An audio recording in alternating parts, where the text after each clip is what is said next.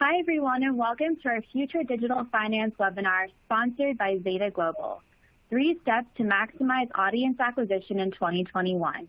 Thank you for joining us. Before we begin, I'd like to bring your attention to the console in front of you. All of the windows you see can be repositioned, maximized, or minimized in the bottom right corner of the slide screen.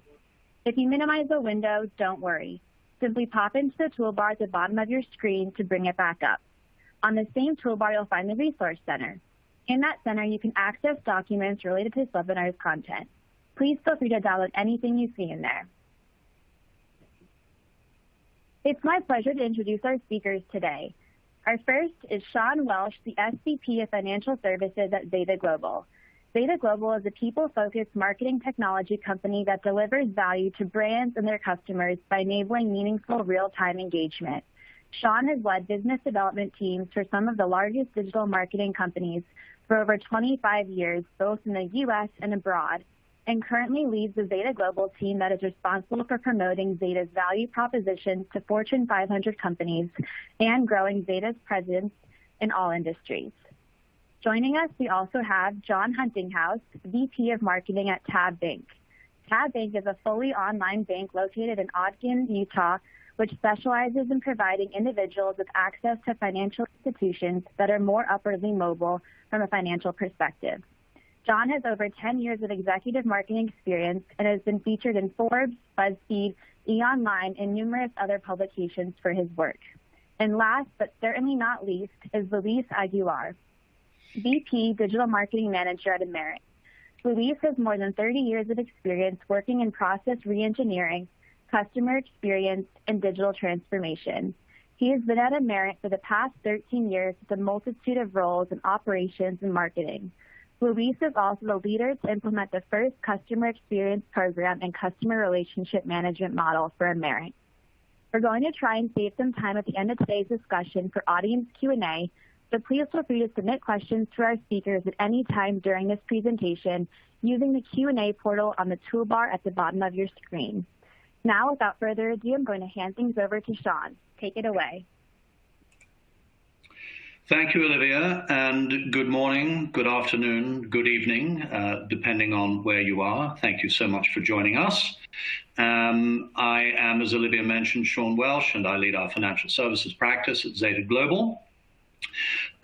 Before I throw the floor open to the panel, and our gracious panelists, Luis and John, I wanted to take just a few minutes to give you a quick Cook's tour as to Zeta, who we are and what we do. I'm anticipating that'll take just a few minutes here, and then I'm going to open, as I said, the floor up to the panel. We're likely to have somewhere in the nature of 30 to 40 minutes, what I hope is informative and enlightening discussion around the topic today, which is acquiring customers in the current environment, acquiring credit, particularly in the current environment. And then, as Olivia mentioned, we'll open the session up to Q&A. So depending on how the time goes, we'll have plenty of room for your questions at the end. So let's start with a quick overview of Zeta. We are a data-powered marketing business.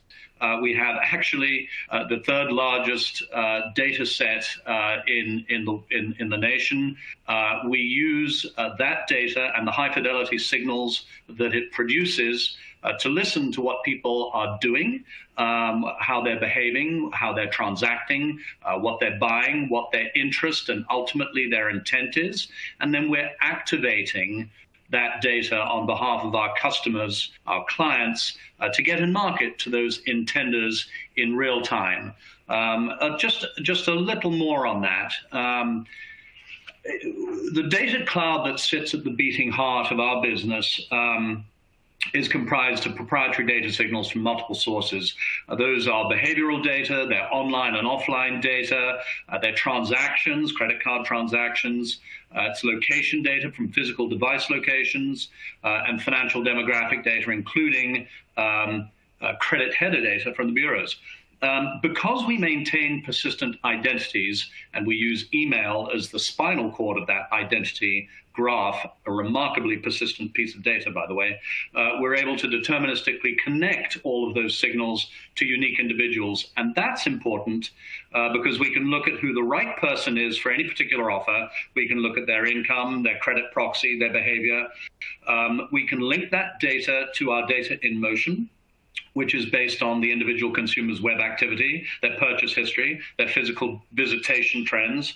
And once we triangulate those data, we get to an individual consumer's interest and ultimately intent. And at that point, we let the machines decide what the right mix of channels and media and the right cadence of offers are to identify, attract, book, onboard, and grow consumers. So that is, in essence, the heart of our business. But it's changing, like yours is, very rapidly. Let's face it, the COVID-19 pandemic this year has changed everything, and no more so than in this industry. Issuers, credit issuers, banks, fintechs, financial institutions of all stripes are facing an incredibly changed landscape, and it's very fluid. Consumer demand for credit is growing. Delinquencies actually remain low for now, thanks to a lot of government-funded stimulus and generous forbearance provisions. But the stimulus and forbearance and forgiveness initiatives that are keeping millions of consumers afloat at the moment won't last forever. And when that penny drops, and it will, creditors, consumers, and the broader economy will start to feel the pinch. So old, outdated models of measuring creditworthiness, we maintain can't be relied on, not least because of their latency, and new models and means for evaluating creditworthiness are needed. So solutions that enable issuers to adapt to an emerging landscape, one where credit signals and high-value customers can be found and contacted in a safe, reliable, cost-effective manner and in a compliant manner is becoming increasingly important. So with that said, what I'd like to do is to now open the floor to our panelists and open up the discussion. I'm going to start, if I may, John, with you. And it's around our current climate today. So obviously, 2020 has dramatically changed consumer behavior, and it's changed marketer strategy. No one knows that more than you and Luis. In a word, how have you seen your customers' preferences, behaviors, and interactions change this year? Well, obviously, 2020 has kind of dramatically changed a lot of those behaviors and how we go about meeting those needs. Clearly, you see a shift to digital online transactions, but we saw that shift prior to 2020, but we saw it ramp up during 2020, where many individuals and consumers were kind of forced to, or they sought out those services. And so while there's always kind of a back and forth, consumers are definitely moving towards wanting FIs to reduce those transaction costs, offer greater convenience and efficiencies, and enabling better controls over their spending and their budgeting with the tools that banks can give them. And one thing that we've noticed is that really banks, as opposed to just being a repository where consumers deposit their money and or get credit from them, they're wanting and needing banks to really be more of a service and add value to the businesses, as opposed to just allowing them to deposit their cash. Banks, what we found from our standpoint is like we're trying to find ways to how do we go and add value to our consumers, as opposed to just being and being more of a partner, as opposed to just being a place where they deposit their cash or look for credit. Yeah, absolutely. So, in that regard, are you, where are you making your investments to cater for the change here? And what, and then I guess my next question is, what has been most difficult to adapt to or react to this year? Well, I mean, Obviously, there's a massive heavy lift when it comes to our technology stack, and you talk to anyone in our IT department. Our IT department is working like nonstop. They have a ton of projects in front of them, both internal projects as well as partnering with third parties and other fintechs in order for us to really provide the services and the needs that our consumers need and deserve. And so on our standpoint, probably the largest heavy lift on our part has been the technology focus. But that being said, while it's a heavy lift now, it's definitely it'll pan out and definitely grow, pave the way for the future for us to really just meet the needs and the demands of our consumers today. Yeah, absolutely. The remark you've just made about the incredible stress that the change in the consumer credit landscape has put on the IT organizations and internal stakeholders just to keep pace with what's happening is well taken. Luis, if I were to ask you, in terms of what has been the most difficult challenge from your perspective, have those been technological? Have they been procedural? Have they been cultural or organizational? How has that played out for you guys? Well, in our case, and I just wanted to add to what John just mentioned, we also experienced a great increase in the use of digital channels. We have more digital transactions in general and more transactions per customer too, and that is mainly due to the pandemic. What we see as one of our biggest challenge is, according to the strategy of the bank, we started last year a digital transformation project that is what is driving our strategy. And one of the big challenges in this particular case is the cultural shift that we need to have in the whole organization. Not only IT being more agile in the methodologies that they are applying to keep up with the different implementations that the digital transformation is requiring, but also all of the employees of the bank to be aligned with the new strategy and to try to keep pace of what we are trying to implement. And if I may say a remark on this particular thing, I think that the involvement of senior management in these transformational changes are very important, because nothing happened by decree.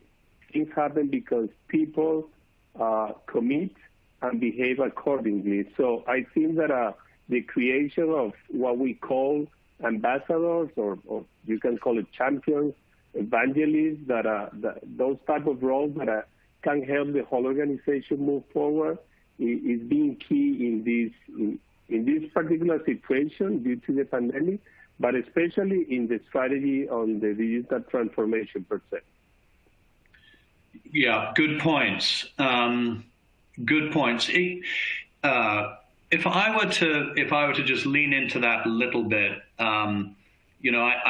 there's no question that evangelism, leadership, direction is critical at this time. So many of the companies that are coming out of 2020 who've exhibited those characteristics are doing very well. But if I could get a little bit more specific for a minute, in terms of consumer expectations, clearly consumers today expect a level of personalization and digital seamlessness around their interactions with brands that is orders of magnitude greater than we saw in 2019 and years prior. They expect you to know who they are, what their interests and requirements are. They expect you to know a lot about them the minute they make contact. John, how is your bank equipping its customer-facing assets, its site, call center, and its apps to deal with that level of demand, to deal with that level of sophistication? Right. Well, I mean, so it's all about empowering them with information and making sure that they have the training to give them, and also the authority to have the leeway to be able to actually address customer needs and their questions when they're calling. And so one of the things we're doing is implementing a customer 360, or CIGO, is what we call it internally, which will let the customer service employees really understand the needs that the customers have as they call. Because typically in a call center, you will have a customer call you, and when they call, it may be their third, fifth, seventh time. They may have been transferred. There's a lot of moving parts that the customers are clearly experiencing. But when that customer service agent gets in and comes in blind, it creates a massive friction and definitely an unpleasant customer service experience. And so one of the things that we're trying to give our customer service agents, and also as from a marketing standpoint, to really understand these customers. Is this the first time that they've interacted with us online? Have they said other things in the past? It's really giving us that 360 view of all of their interactions, how their account is, and being able to see that. And as you arm them and empower them with data, information, and training on how to interact with these customers, you provide a much more seamless experience. And really, ultimately, you meet the need of why they're reaching out to you, whether it's a simple informational call or if they're having a real issue or problem with one of their accounts. By empowering them and giving them that information, it definitely allows for a more seamless interaction. Totally. Yeah, our business is all about furnishing the data and the insights the banks need to equip and support those customer-facing applications so that they can indeed make the customer experience, the user experience, at any point seamless, fluid, and pleasant, rather than some sort of torture chamber. That's well taken. I'm going to lean into this topic just a bit more, if you don't mind. When we're talking about our customer-facing applications and customer-facing assets, they have to deal with demand. They have to load level the requirements of them. I'll stay with you for the minute, John. Has your organization kind of pulled back from broad market acquisition and marketing during the pandemic, or we've seen that from a lot of very big financial institutions because of their risk aversion, because they're unsure of the overall quality of the accounts they might be acquiring. We've seen a fairly dramatic pullback in broad market acquisition. Now that they're dipping their toes back into the market now and coming in gingerly. But did you affect the same kind of pullback? So no, actually, one of the things I'm actually really proud of our executive team over at Tab Bank is that they really understand that during downturns such as this pandemic, studies have shown that brands and banks and financial institutions that lean into their marketing efforts actually grow. And especially when in essence, we kind of serve the role of a community bank, which is with the national scope. For banks in our position, these are actually great opportunities for us to grow. And so what we've done is we've actually leaned into it and kind of doubled down into our marketing efforts, and we've actually expanded our customer acquisition push to increase our share of voice by maintaining and in certain cases increasing our advertising spend when it comes to capturing market share. When when you look at the industry as a whole, they start to pull back. Well, that leaves opportunities for growth and opportunities to gain larger market share. In addition, costs are cheaper. Like costs, typically in downturns and recessions, advertising costs and opportunities actually become cheaper and more affordable. And so because of all of those different components, we've actually leaned into it and kind of doubled down on our efforts in terms of these acquisition strategies. Yeah, that completely jives with what we're seeing across the spectrum of our clients. We're seeing some of these smaller, more nimble digital financial institutions, banks, but deposit takers and lenders being able to react and even proact very quickly. They've led the market in terms of getting back into acquiring accounts, issuing credit, taking deposits much faster than the big money center banks. That should be no surprise. But the fact that their online brands and their digital their digital business is really a digital value proposition. We've seen them being much more nimble and much more willing to absorb new data, new analytical measures to assure themselves that the business that they are underwriting is indeed the right kind of business. So that's been actually a very pleasant surprise. Luis, if you don't mind, I'm going to ask you the same question. During the year, during particularly at the height of the pandemic, did you all pull back from broad market acquisition, or did you pretty much keep all the pistons firing and all systems go? Well, in our case, and I think that the pandemic affected every organization in different ways. Our case, since we are a community bank, probably we were touched in a different way.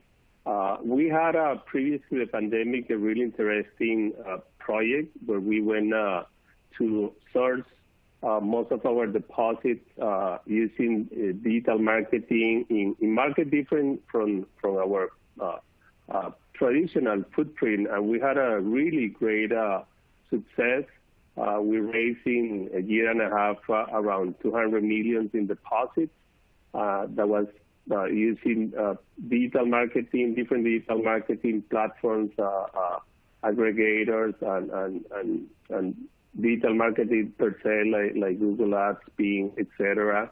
But due to the pandemic, and since you raise funds in order to allocate for credit, and since the first need during the pandemic for the companies were driven by trying to support the needs in terms of how they will manage the different commitments with the credit that they already have. So the PPP was one of the main drivers for us in terms of credit allocation, and that defined the need to pull back on the acquisition of deposits of those campaigns.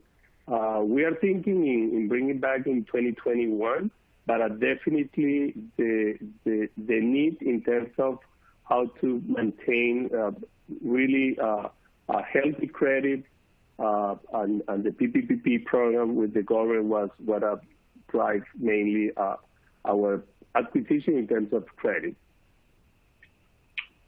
That segues perfectly, literally into my next question, which is, moving into 21, what specific plans do you have for re-engaging your audience?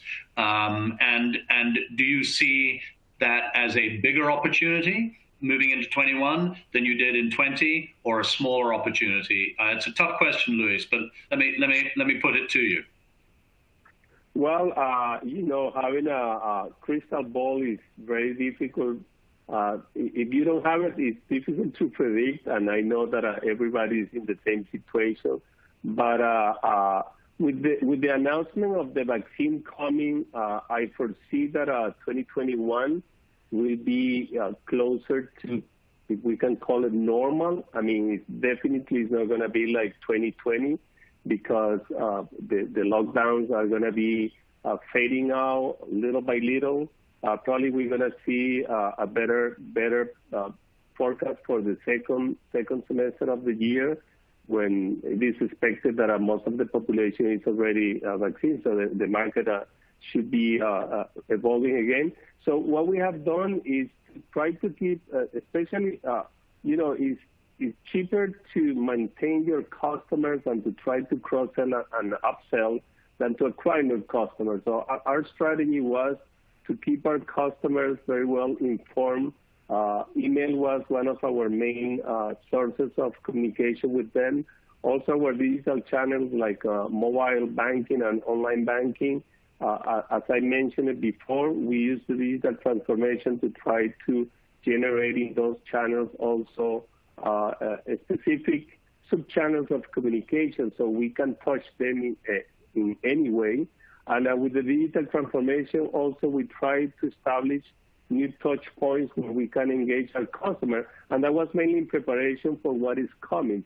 Just to give you a very practical example, in our website, we are working in what we call a web-to-lead initiative, which is to try organically or to programmatic advertising to bring leads directly from the website to our CRM.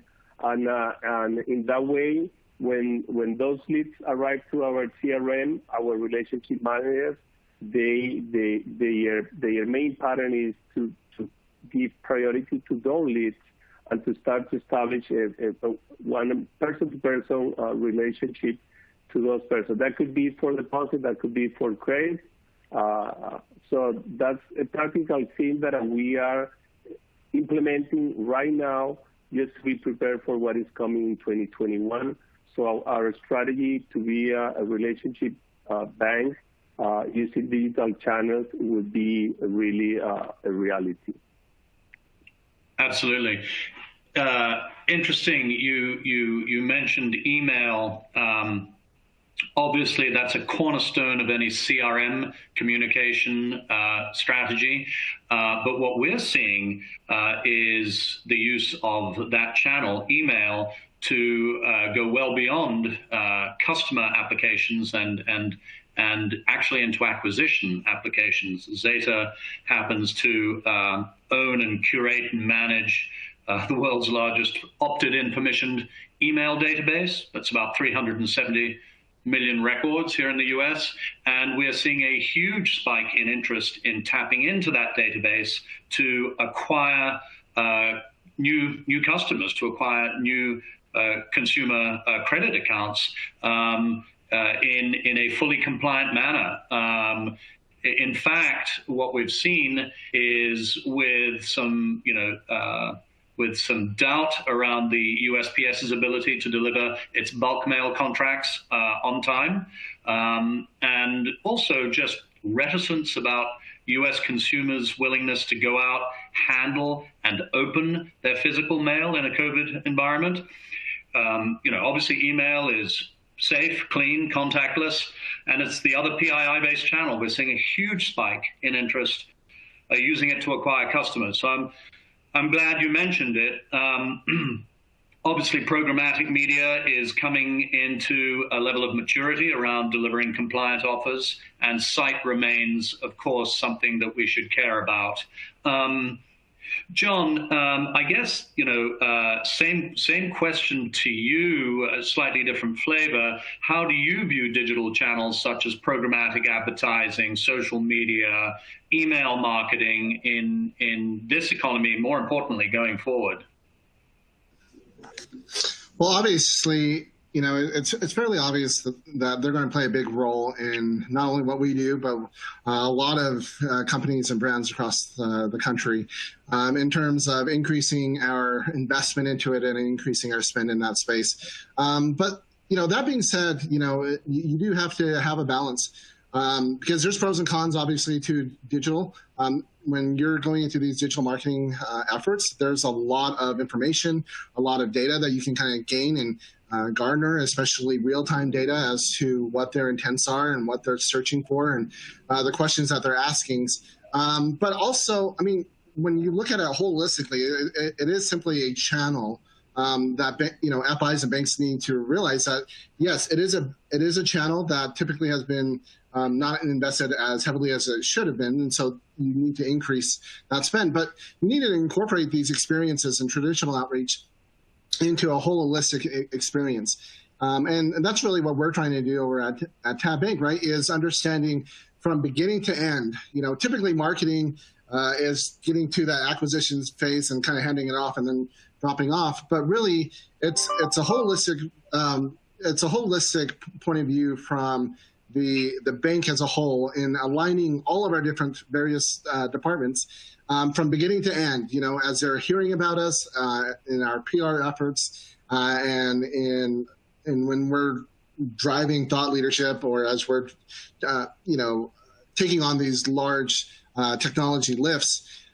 That's great, and there's an experience in there, but all the way through when they onboard, as they interact with us in that first 30 days, and moving forward, like how do we communicate with them, and how do we go into that, and learning and understanding how to personalize that information, especially from a digital standpoint.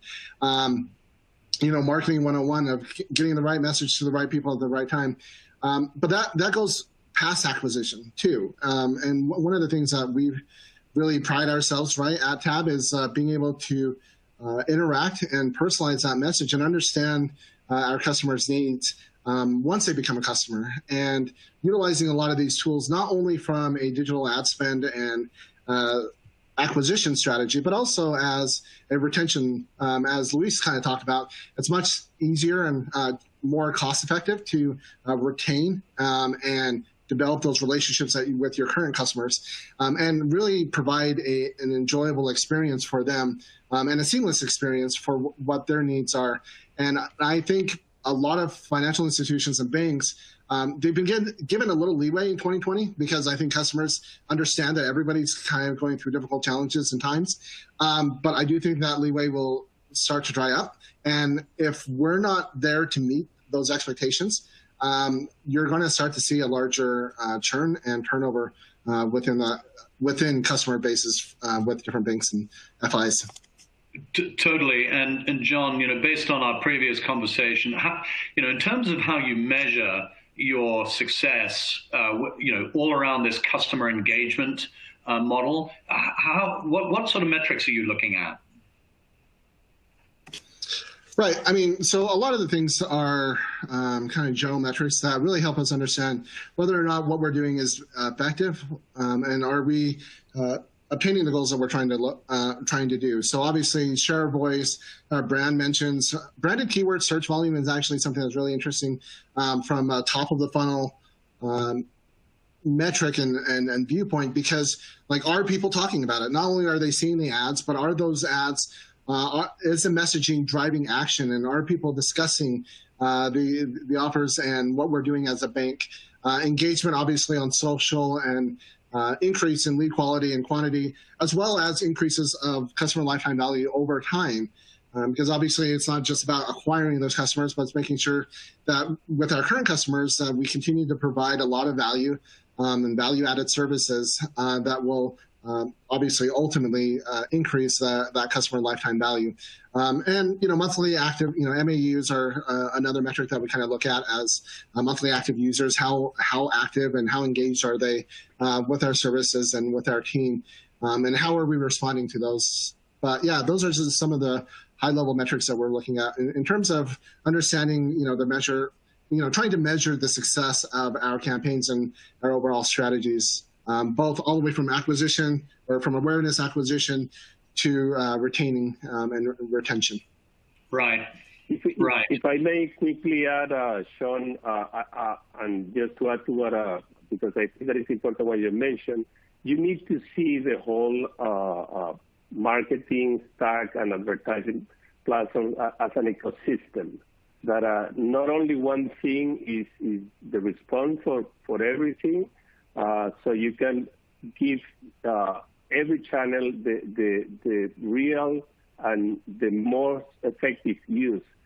In our case, more with the current budget situation, one of the key performance indicators that we are trying to use in everything is return on investment. That I think that John also mentioned it at the beginning. So every campaign has to be measured in terms of the ROI.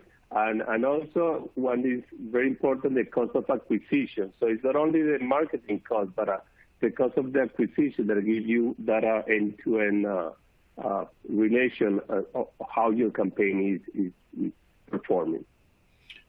Absolutely. We couldn't agree more with you here at Zeta. The ability to orchestrate channels and media, cadence it, sequence it, and determine its efficacy based on the mix is critical, as is the measurement, holistic measurement of those media at the person level. Couldn't agree more. Good point. Let's just in the few minutes we have left here, let's talk a little bit about data. We touched on it a little earlier in the call, where we talked about the need to anticipate consumer needs and equip our customer-facing assets and applications with insights. Luis, again, what types of consumer data are you most interested in using moving into 2021? Obviously, a lot of the traditional data assets are just a little too late, too little too late. They're not going to help in the fluid environment we find ourselves in.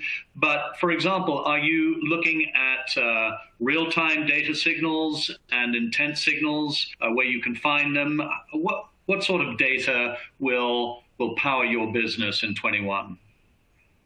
Well, yes, as I mentioned before, our main objective is to try to understand what is happening in the different touch points where our customers are interacting. And one of the challenges that we have is to try to understand how those customers interact in those digital channels, also in the non-digital channels, and specifically what influences the actions that they take in those different touch points. So I think that's our main or our key data needs for the 2021 is something that we have been working for years, but it's still a challenge. Yeah. And John, how are you gaining more real-time insight into your consumers based on the data available to you, and how are you applying that data at your bank? Yeah, I mean, we're heavily invested in data science and understanding who our customers currently are. Beyond just looking at, your typical demographic data, we're looking at in-market and affinity interests and breaking these down into audience segments that help us identify the unique characteristics of those who would be most likely to need the services that we're providing. And so, obviously, we leverage heavily on Google search and when we're looking at that search data in terms of what are their interests, what are they interacting with, as well as social signals as well. Because ultimately what we're trying to do is get real-time intent signals. And really, with a lot of our products, probably the most recent one is our treasury management services. As we were working in that campaign, we saw tremendous results in not only in growth, we're seeing over 700% growth in our treasury management and our business deposit accounts. But it was also, that allowed us to be more specific and understand the messaging. Because once we understand what their questions are and what their intent is, then it makes it much easier for us to serve up the right message and understand if they're a right fit for the services that we provide. And so, using a lot of those digital channels help us to, when we reverse engineer a lot of that data to see, okay, what are they interacting with, and what are some of the in-market and affinity interests that are associated with that as well to help us make those decisions.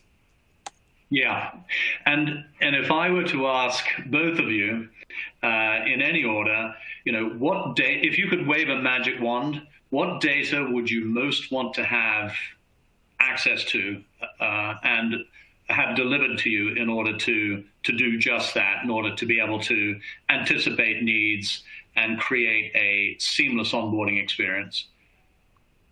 Well, in my case, I think that if we will be able to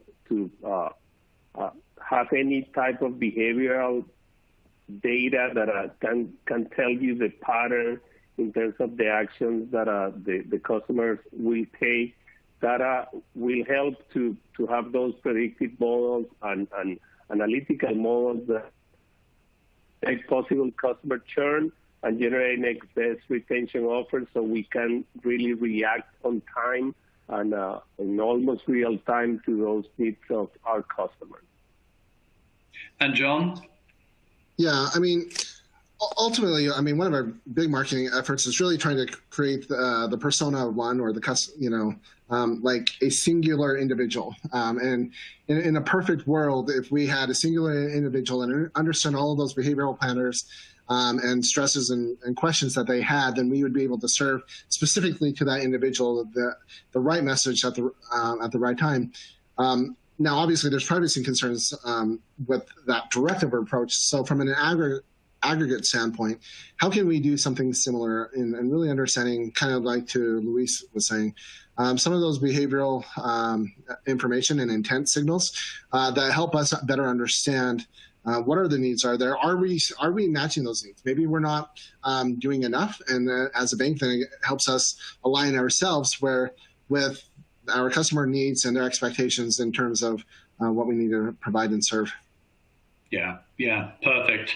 Last question for the panel before we move into Q&A. Let's fast forward to the future, a year from today. Luis, what in your view are going to be the biggest hurdles to acquiring customers a year from today? Well, in a competitive market like the one that we are, I think that the use of technology is really key. And as we all know, the explosion of technologies available in the market is really amazing. We have artificial intelligence, machine learning. We just mentioned advanced analytics, predictive analytics, robotics process automation. So there is a lot of technology available, and I think that for financial organization, there is a lot of struggling to keep the pace on the use and better use, because it's not only the use, but the better use of those technologies.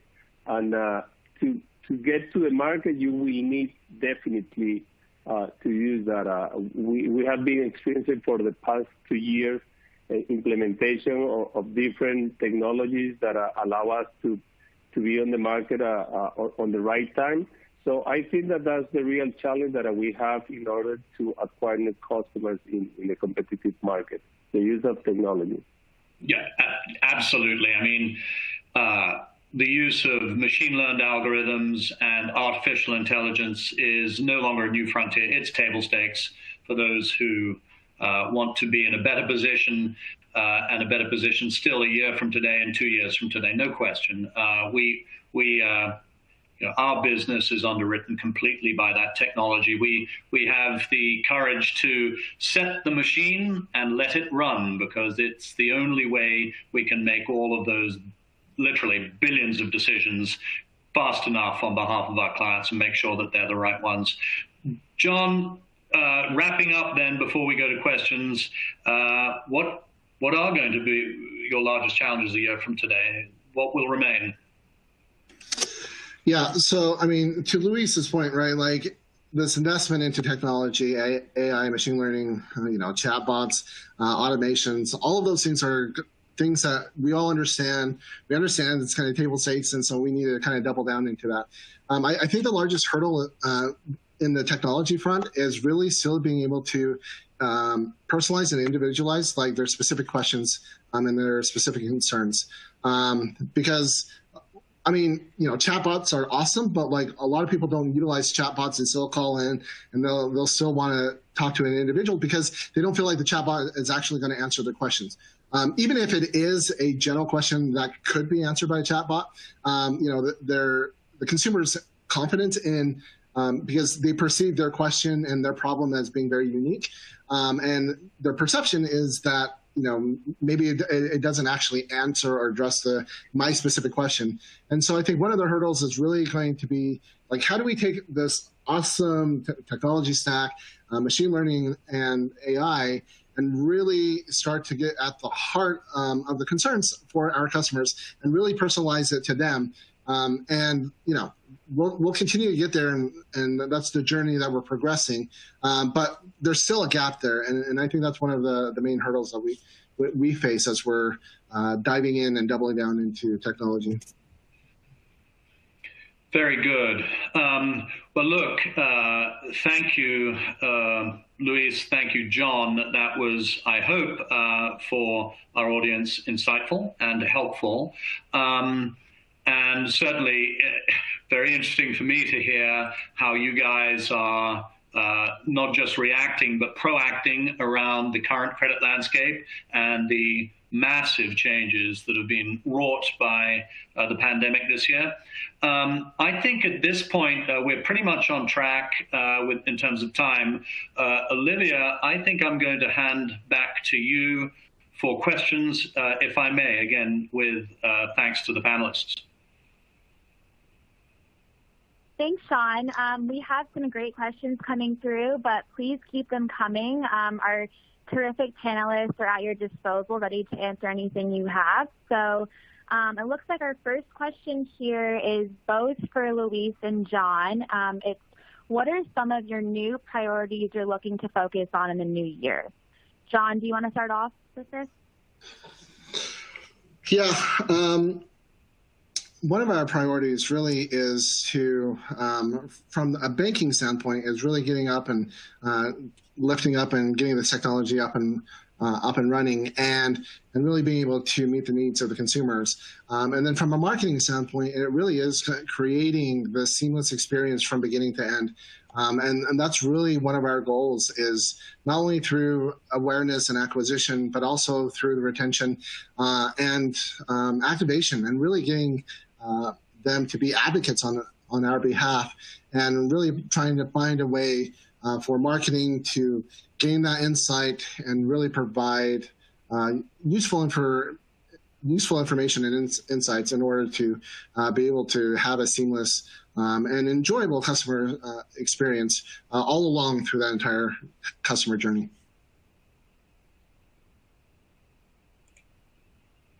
In our case, and as I mentioned it in my previous interventions, digital transformation is a project. It's a formal project in the company. It's a project that started last year. It's a long-term project, around 5 years project. So we are in the second year. So we're going to continue focus on the digital transformation. There are many things that have been transformed. We are just focusing in every stage of the project in a particular thing. We are trying to improve some inefficiencies internally, but we are also working in create a better digital experience for our customers. So I would say that next year our main focus is going to be in creating better digital experience, and that includes also the MarTech stack that we have in order to produce better marketing campaigns and better marketing offerings for our customers. Great, thank you both.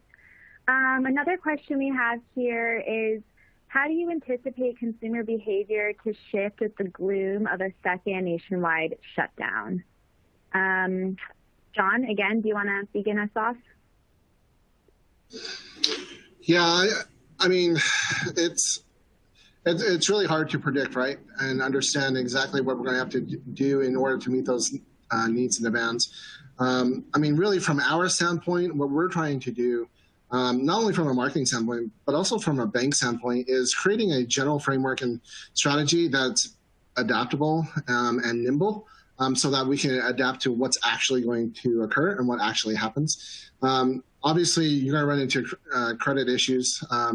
We don't have, we're not as exposed from the consumer lending standpoint as much, but as government funding and as these government programs they can't go on forever in terms of any kind of assistance. And so really being able to proactively reach out, not waiting for the phone calls from our customers, but really proactively going out there and talking with them, communicating with them, to be able to adapt to whatever their changes are, whether they're on the road, they're a truck driver, to running a restaurant, really trying to find ways to proactively increase our communication with them, and creating an overall nimble and agile strategy, framework by which we can adapt to data as it comes in.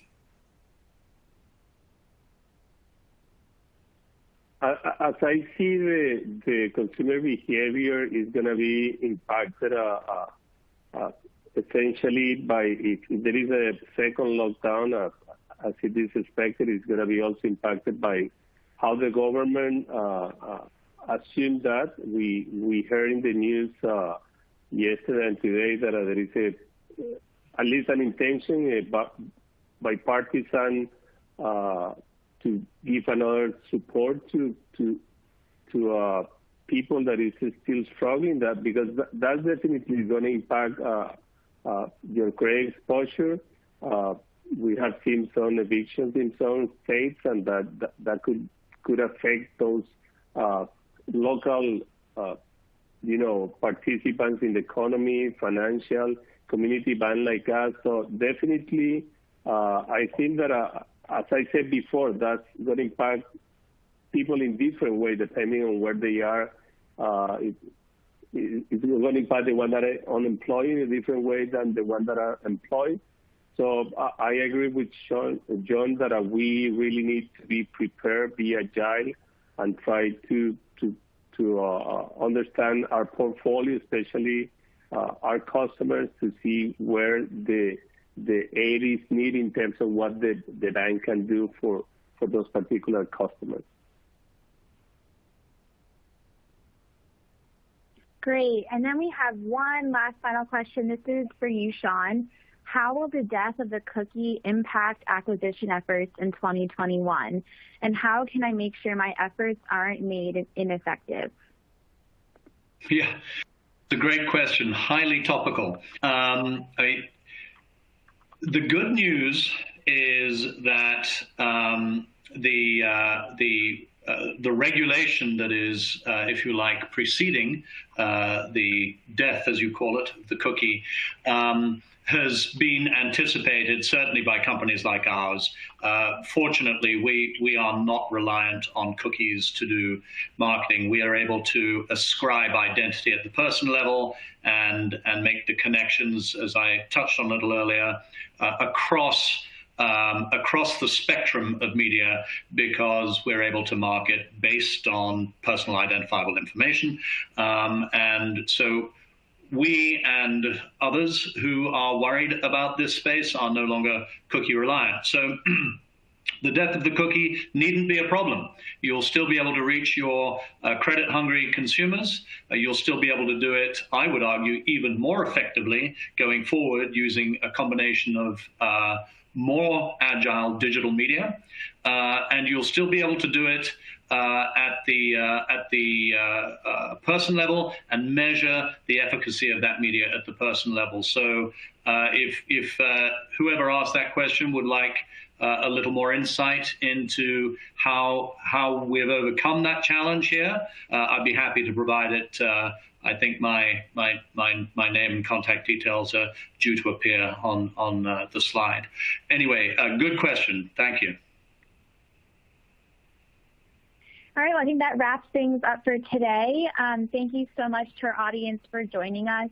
If you have any more questions, please feel free to leave them in that Q&A section, and we'll get back to you shortly. You can also look forward to receiving this presentation directly to your email inbox within 24 hours, so keep a lookout for that.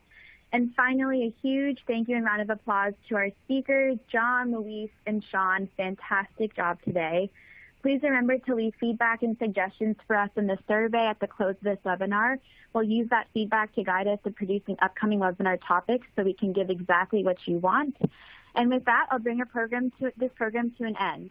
On behalf of Zeta Global, Future Digital Finance, and the WBR Insights team, we thank you for your time. Have a great day and holiday.